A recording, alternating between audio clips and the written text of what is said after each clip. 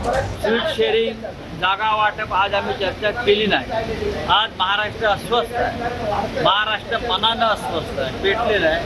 24 तारखेला महाराष्ट्राच्या गुन्हेगारीकरण, महिलांवर अत्याचाराविरोधात आम्ही महाराष्ट्र बंदची हाक दिलेली आहे। महाराष्ट्र बंद या गंभीर बाबीबद्दल आज आम्ही चर्चा केली।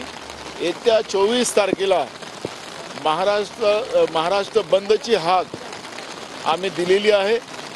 त्याच्यामध्ये महाविकास आघाडीचे सगळे मित्रपक्ष आम्ही सगळेजण त्याच्यामध्ये सहभागी होणार आहोत। याच्यामध्ये शाळा कॉलेजेस असतील, डॉक्टर्स असतील, दुकानदार असतील आणि त्यांचे पालक असतील, शाळेतल्या मुलामुलींचे, हे सगळे याच्यामध्ये सहभागी व्हावेत।